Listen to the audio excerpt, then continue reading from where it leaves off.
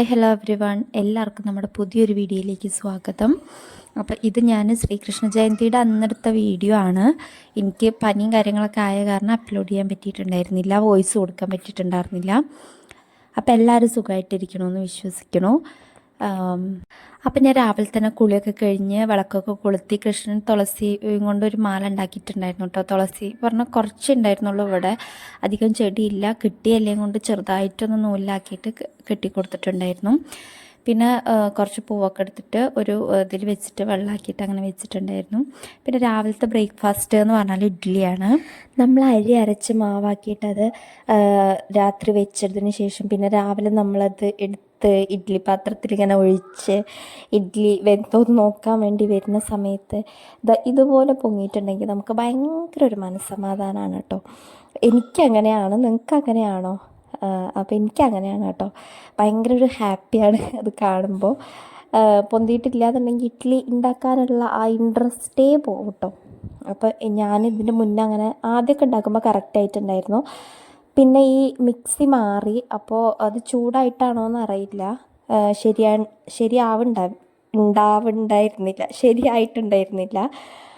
അപ്പോൾ എൻ്റെ ഫ്രണ്ട്സാണ് പറഞ്ഞത് ഈ ഫ്രിഡ്ജിൽ വെക്കാൻ, അതായത് നമ്മൾ അരി കുതിർത്തി കഴിഞ്ഞിട്ട് അത് കുറച്ച് നേരം ഫ്രിഡ്ജിൽ വെച്ചിട്ട് ആ തണുത്ത വെള്ളം കൊണ്ട് തന്നെ അത് ഫുള്ള് അരച്ചെടുക്കുക, പിന്നെ അരി ഉഴുന്നും വേറെ വേറെ ആയിട്ട് അരച്ചെടുക്കുക എന്നൊക്കെ. അപ്പോൾ അതുപോലെയാണ് കേട്ടോ ഞാൻ ചെയ്തിട്ടുണ്ടായിരുന്നു. അപ്പോൾ കറക്റ്റായിട്ട് വന്നിട്ടുണ്ടായിരുന്നു. അത് കഴിഞ്ഞ് ഞാൻ പായസമൊക്കെ ഉണ്ടാക്കിയിട്ടുണ്ടായിരുന്നു കേട്ടോ. അപ്പോൾ ഇത് വൈകുന്നേരമാണ് കേട്ടോ. വൈകുന്നേരം ഞാൻ പാവയ്ക്ക കൊണ്ടൊരു കറി ഉണ്ടാക്കാൻ വെച്ചിട്ടാണ് കേട്ടോ, വറുത്തരച്ച കറി. അപ്പോൾ അതിന് വേണ്ടിയിട്ട് പാവയ്ക്ക, അതിൽ കുറച്ച് ഉള്ളിയും പച്ചമുളകും കൂടെ, ഒരു ഉള്ളിയും രണ്ട് പച്ചമുളകും കൂടെ അരിഞ്ഞിട്ടിട്ടുണ്ട്. അതിൽ കുറച്ച് മഞ്ഞൾപ്പൊടിയും ഉപ്പും ഇട്ടിട്ട് വേവിക്കാൻ വെച്ചിട്ടുണ്ട് കേട്ടോ. അപ്പോൾ എനിക്ക് നല്ല തൊണ്ടവേദനയൊക്കെ ഉണ്ട്. അപ്പോൾ രാവിലെ 6:30 പോകണം. അപ്പം ഞാൻ രാവിലെ ഇനിയിപ്പോൾ എങ്ങാനും എണീക്കാൻ പറ്റിയില്ലെങ്കിലോ ക്ഷീണമൊക്കെ ആണെങ്കിലോ വിചാരിച്ചിട്ട് വൈകിട്ട് വെക്കാൻ വിചാരിച്ചു കേട്ടോ. അപ്പോൾ നമ്മൾ ഈ വിസിലടിച്ച് അത് വെന്ത് വരുന്ന സമയം കൊണ്ട് നമുക്ക് തേങ്ങ വഴറ്റിയെടുക്കുക. അതൊരു മുറി തേങ്ങയാണ്. തേങ്ങ നന്നായിട്ട് വഴറ്റി അതിൽ കുറച്ച് വെളിച്ചെണ്ണ ഞാൻ ഒഴിച്ചു കൊടുത്തിട്ടുണ്ട്. അപ്പോൾ അത് നന്നായിട്ട് വഴറ്റിയിട്ട് ഒരു ബ്രൗൺ കളർ ആവുന്ന സമയത്ത് അതിൽ മല്ലി ഒരു 3 ടീസ്പൂൺ മല്ലിപ്പൊടി, 1 ടീസ്പൂൺ മുളക് പൊടിയും ആണ് ഇട്ടിട്ടുള്ളത്. ഇവിടെ മിനുവിന് എരിവ് കുറച്ച് കുറവാണ് കൂട്ടുള്ളൂ, അപ്പോൾ അതുകൊണ്ടാണ് കേട്ടോ. അപ്പോൾ നിങ്ങളുടെ എരിവിനനുസരിച്ച് നിങ്ങൾക്ക് ഉണ്ടാക്കുകയാണെന്നുണ്ടെങ്കിൽ അങ്ങനെ എരിവിനനുസരിച്ച് എരിവ് ഇടാം. അപ്പോൾ അത് നന്നായിട്ടൊന്ന് റോസ്റ്റ് ചെയ്തെടുക്കുന്നുണ്ട്. അത് റോസ്റ്റ് ചെയ്തതിന് ശേഷം നന്നായിട്ട് അരച്ചെടുക്കുക കേട്ടോ. നമ്മൾ കുറച്ച് പോലും വെള്ളം ചേർക്കാതെ മിക്സിയൊക്കെ കഴുകി തുടച്ചിട്ട് നന്നായിട്ടൊന്ന് അരച്ചെടുക്കാം കേട്ടോ. കുറേ അരയ്ക്കുമ്പോൾ ഇതുപോലെ എണ്ണയൊക്കെ ഇങ്ങനെ പൊങ്ങി വരും. അങ്ങനെ വരുന്ന ആ ഒരു സമയം, നല്ല പേസ്റ്റ് ആവുന്ന സമയത്ത് നമുക്ക് വേവിച്ച് വെച്ച പാവയ്ക്കയിലേക്ക് ആഡ് ചെയ്ത് കൊടുക്കാം കേട്ടോ. പിന്നെ അത് ആവശ്യത്തിനുള്ള പുളിയും കൂടി പിഴിഞ്ഞൊഴിക്കുന്നുണ്ട്. അപ്പോൾ മിക്സിയിലെ ബാക്കിയുള്ള അതും കൂടെ ഞാൻ ഈ വെള്ളം കൊണ്ടൊന്ന് കലക്കി ഒഴിക്കുന്നുണ്ട്. നല്ല ടേസ്റ്റാണ് കേട്ടോ ഈ കറി. പാവയ്ക്കൊക്കെ ഇഷ്ടമുള്ളവർക്ക് എന്തായാലും ട്രൈ ചെയ്ത് നോക്കാൻ പറ്റുന്ന ഒരു സാധനമാണ്. പിന്നെ നമ്മുടെ ക്ലീനിങ് ജോലി എളുപ്പമാണെന്നുണ്ടെങ്കിൽ അപ്പം തന്നെ അതുപോലെ നമ്മൾ തുടച്ചു കൊടുക്കുക. പക്ഷേ എനിക്ക് ഗ്യാസ് സ്റ്റൗവ് വെള്ളമൊക്കെ ഒഴിച്ച് കഴുകിയാൽ കേട്ടോ ശരിയാവുള്ളൂ.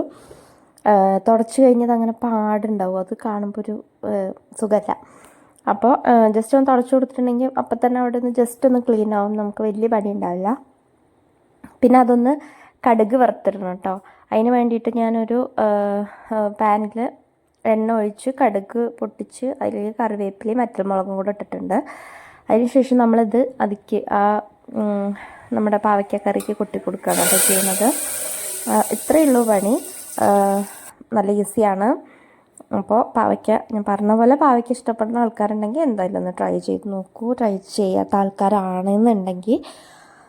അപ്പോൾ അതിന് ശേഷം ഞാൻ എല്ലാ പാത്രമൊക്കെ ഒന്ന് കഴുകി വെക്കുന്നുണ്ട് കേട്ടോ.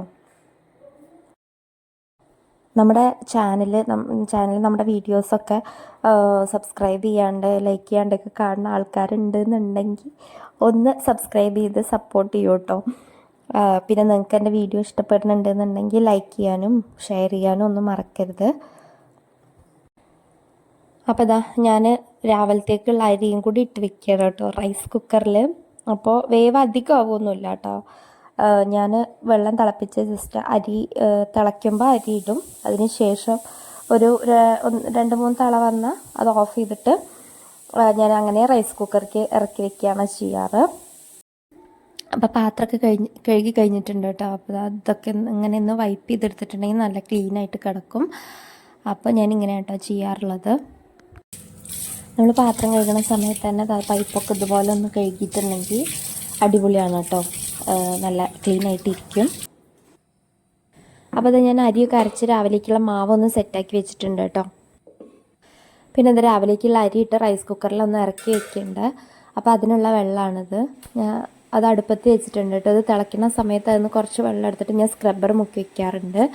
സ്ക്രബ്ബർ നമ്മൾ യൂസ് ചെയ്ത് കഴിയുമ്പോൾ അതിൽ ബാക്ടീരിയ ഒക്കെ ഉണ്ടാകാൻ സാധ്യത ഉണ്ടല്ലോ. അപ്പം ഞാൻ ഇതിന്ന് കുറച്ച് വെള്ളം എടുത്തിട്ട് വിനീഗറും പിന്നെ ബേക്കിംഗ് സോഡയും ഉപ്പും കൂടെ ഇട്ടിട്ട് അതിൽ ഒരു പാത്രത്തിൽ വെച്ച് ഒഴിച്ച് വയ്ക്കുകയാണ് കേട്ടോ ചെയ്യാറുള്ളത്.